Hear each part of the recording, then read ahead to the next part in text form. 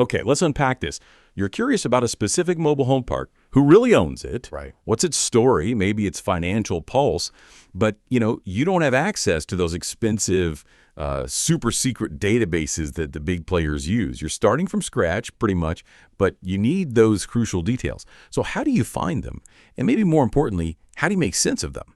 Today, we're diving into exactly that, a step-by-step guide. We're going to show you how to uncover mobile home park owner information using purely public records and, honestly, some seriously smart research, almost like being a detective. We're going to arm you with the tools to become, well, a true property detective. Yeah, and what's really powerful here, what we want to show you, is that a lot of this vital information isn't hidden behind some paywall. It's actually right at your fingertips if you just know where and how to look. This deep dive, it's about more than just, compiling a list of data points. It's about leveraging publicly available information to get robust, really actionable insights into property ownership. Even peeling back the layers to figure out the individual behind an LLC, for instance. We're going to reveal the path to becoming truly well-informed about property owners, understanding not just who they are, but maybe their potential motivations without needing any specialized, expensive software. Think of it as your shortcut to, well, deeply understanding an asset. Okay, so detective hats on. Where do we even begin this investigative journey? Well, the first move is always to establish our bearings, geographically speaking. You need to pinpoint the exact county where that mobile home park is located. And this is usually surprisingly easy. A quick address lookup on a site like MH Parks, or honestly, even just a simple Google Maps search, that'll tell you precisely which county you're dealing with. Once you have that county locked down, your next step is to head directly to that county's official records.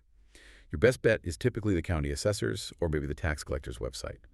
A straightforward online search, something like county assessor county name or property records county name, should get you exactly where you need to be. Right, so once you've landed on the county website, you're ready for that, let's call it, foundational search. Most of these government sites offer a public property search tool. Your primary approach here, input the park's physical address. Now, the magic really happens when the search results appear. You'll typically find two absolutely crucial pieces of information: the property owner's name and, maybe even more importantly, their mailing address. And I want you to pay really close attention to that mailing address. It's a key detail because it often differs from the park's physical location, right? And it frequently leads directly to the owner. Wherever they might reside or manage their operations from is often the most direct line you'll get. Now, what if an address search doesn't immediately give you what you need? Don't worry, there's usually an alternative. You can try searching by the parcel number, which is often abbreviated as APN. Think of the APN as like a unique fingerprint for that specific piece of land. You might find this number on county maps, or sometimes it comes up in earlier, maybe broader research you did. Regardless of how you search, what you're ultimately trying to unearth in these initial ownership details is, of course, the owner's legal name, whether that's an individual, a company, or an LLC, and once again, that all-important mailing address. This address is your gateway for any future correspondence or, deeper research. Exactly. And that mailing address, like you said, it's often the first big aha moment.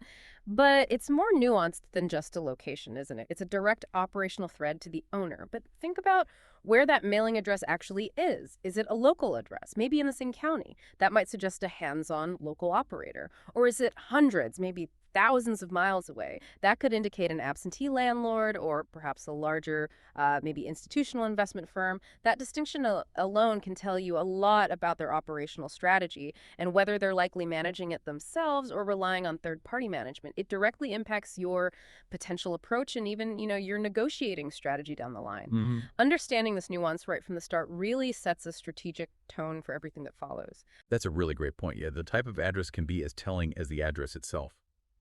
But here's where it gets, well, really interesting for a lot of properties we research. What happens if that initial search reveals not an individual, but an LLC, or maybe a corporation as the owner? It's super common, right? Investors use these entities for all sorts of reasons. That's when we need to dig a little deeper, kind of peel back that corporate veil to find the actual people involved. So if an LLC or corporation is listed, your next move is to head to the Secretary of State's website for that specific state. Nearly every state maintains a public business entity search tool online. This tool can reveal some vital details: who the registered agent or managing member is. And just for clarity, the registered agent is the legal point of contact for that business, the person or company designated to receive official papers. You'll also often find the LLC's mailing address or principal office address, and sometimes even additional contact details. These are the individuals legally authorized to act for the company, and often they're the key to reaching the actual decision makers. And while you're uncovering these corporate details, another really powerful piece of the puzzle can be found by cross-referencing with property deeds. You'll often find these on the county clerk or maybe the county recorder websites. These documents are a true goldmine. I mean, they offer a historical narrative of the property. When you look through the deeds, you can pinpoint recent transactions involving the property, clearly identify the legal owners and any potential co-owners, and maybe most importantly, get granular transaction details. This includes past sale prices, incredibly valuable for understanding market dynamics and any lien holders, which tells you who else has a financial claim on the property. It really starts to build a comprehensive picture of the property's journey and its current financial situation, its encumbrances. Right. And if we connect this to the bigger picture, finding that registered agent for an LLC, that's often like finding the decision maker, or at least the direct line to them.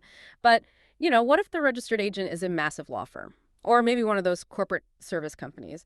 Well, that tells you the owner probably wants an extra layer of privacy, right?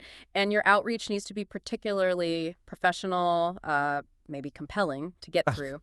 Analyzing deeds, on the other hand, gives us the property's financial autobiography, like you said. It's not just about the sale price, but the date they bought it. An owner who bought decades ago might be sitting on significant equity. That could make them more open to a creative deal structure, or maybe just an outright sale for a legacy asset they're tired of. Conversely, a very recent purchase might indicate a less motivated seller, unless there's a clear reason they're already looking to sell. So this raises an important question. What can understanding the acquisition cost and how long they've owned it tell us about the current market value, or the potential for negotiation? It helps you gauge their potential profit or maybe their pain points, which are absolutely crucial for any kind of strategic discussion. That's a fascinating way to put it, the property's autobiography. Love that. Okay, so beyond just the immediate ownership and transaction history, there are other public records that can give us a real sense of the property's ongoing health, its management. We want to understand if it's an actively cared for asset or maybe one that's being neglected, right? This brings us to another critical stop, the tax collector's database. By searching for the property here, again using the address or APN, you can often unearth precise taxpayer information. This is frequently the owner or their designated mailing address for tax purposes, but maybe even more telling, you can usually see the tax payment history.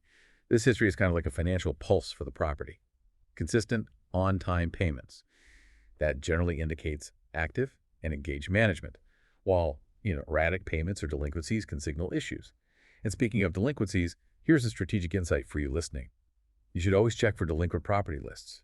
Many counties publish these openly. Finding a mobile home park on such a list, that can be a huge indicator of a highly motivated seller. Someone who's consistently behind on their taxes might be facing financial pressures, making them potentially much more receptive to an offer or a partnership opportunity than an owner with a perfect payment record. It's a powerful flag, really. It tells you there might be an opening. Okay, finally, let's talk about visualizing all this data, because sometimes seeing it makes all the difference. For this, we turn to GIS maps. Many counties provide Geographic Information System, or GIS, mapping tools directly on their websites. These aren't just, pretty pictures. They're incredibly powerful interactive tools.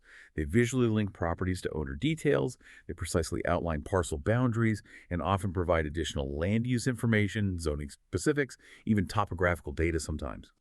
It's incredibly helpful for visualizing the property's exact layout, its relationship to surrounding areas, and understanding potential physical challenges or opportunities that might not be obvious from just looking at an address. Absolutely. And what's truly insightful here is how these different records, tax history, delinquency lists, GIS maps, they don't just complement each other. They really build a comprehensive strategic narrative.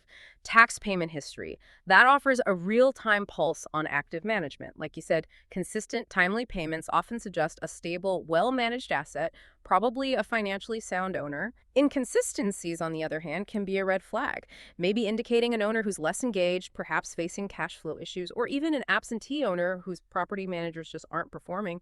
A delinquent list, well, that isn't just an aha moment. It's a critical signal, right, for potential acquisition opportunities, flagging properties ripe for an offer, maybe at an attractive price. And then GIS maps provide that powerful visual confirmation and context. They help us understand not just the property's layout, but its physical relationship to what's around it, what are the neighbors you wouldn't see otherwise. This holistic view, layering financial history with geographical context, it's absolutely essential for truly informed decision making. It lets you see beyond just a name on a deed and understand the operational reality and the strategic value of the asset. Okay, so you've meticulously pieced together this intricate puzzle using these public resources.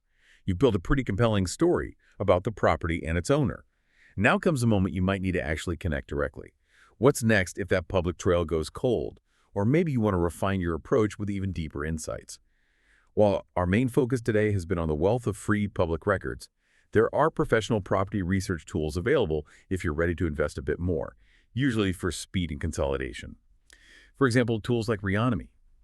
They provide extensive property ownership and commercial real estate data, often aggregated from dozens of sources. It gives you a clean, consolidated profile that might take you days to compile manually. Or PropStream, that's incredibly useful for quickly analyzing owner equity, identifying specific property liens, and sometimes even providing refined contact information. And for those actually out in the field, LandGlide is a mobile app specifically designed for parcel ownership. It lets you visualize boundaries and owner details right on your phone, in real time. These could definitely save significant time. Now, beyond these tools, if direct contact information is still proving elusive, you might consider a technique called skip tracing. This is essentially the art, or science maybe, of finding someone's contact information, phone numbers, or emails that isn't readily available in public directories. Services like batch skip tracing or True People Search, they allow you to input an owner's name or maybe the LLC details to potentially uncover these direct lines of communication. And a crucial, often overlooked step. Always try to verify your findings. Cross-checking the owner's name or LLC on professional platforms like LinkedIn, or even just doing a thorough Google search, can often confirm details you've found. Or, sometimes, provide additional publicly available contact methods you might have missed initially. All right, finally we arrive at the moment of truth, contacting the owner. If you have that reliable mailing address from the tax or assessor records, use it for mailing correspondence. A professional letter of interest, clearly stating your intentions, maybe purchasing, maybe partnering, that's a classic approach that can still work really well. If you've successfully found a phone number or email through skip tracing or other means, well, for direct outreach, introduce yourself professionally. Clearly explain your interest in a concise, respectful manner. Remember, you want to open a dialogue, not, launch straight into a hard sales pitch. And as you embark on this kind of in-depth research and outreach, a few best practices will seriously increase your chances of success. Firstly, strategize your outreach. Be clear, be concise, and be professional about your intent when you reach out. Ambiguity. That can create distrust fast. Secondly, focus on building trust for successful interaction. Unsolicited, aggressive, or overly persistent contact that rarely yields positive results and can actually shut doors permanently. Remember, you're trying to build a professional relationship here. And finally, and honestly, this cannot be stressed enough, organize your research. Document all your findings. Use a spreadsheet for easy tracking and analysis. This isn't just a good habit, it's a strategic asset. Your spreadsheet becomes this living document that lets you see patterns, avoid duplicating effort, and ensures you can track your insights and make truly informed decisions. Yeah, that brings us to a really critical strategic point. With all this information, how do we use it not just responsibly, but effectively? The key to successful engagement isn't just having the data, it's really in the approach.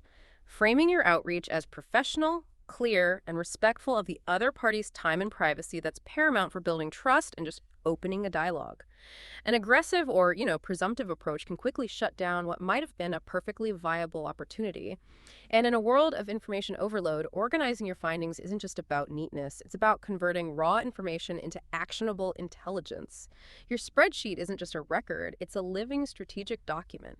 It lets you identify trends, manage your outreach effectively, and ensures you make truly informed decisions, rather than just getting lost in a sea of, disparate data points. It's basically about creating your own intelligence brief on the property. We've walked you through an incredibly powerful journey today, I think. We've shown how to uncover a real treasure trove of information, transforming you from simply curious to truly well-informed about property ownership. From navigating county assessor websites and digging into property deeds to dissecting tax records and leveraging advanced tools, you now have a solid step-by-step roadmap for digging into the crucial details of mobile home park ownership. It's all about combining those seemingly disparate public records to paint a comprehensive, crystal-clear picture give you a distinct advantage. So what does this all really mean for you, maybe beyond just mobile home parks? Consider how these seemingly small pieces of public information, when they're meticulously pieced together and strategically analyzed, can empower you, not just to understand property ownership, but maybe to anticipate market trends, identify opportunities, and engage with precision in any field, really. It's a testament, I think, to the power of critical thinking and diligent, multi-layered research in our data-rich world. The skill you've learned today, becoming an information architect, so to speak, is truly transferable. So the question to mull over is, what other areas of your life or business could benefit from this diligent, investigative approach to gathering and understanding information?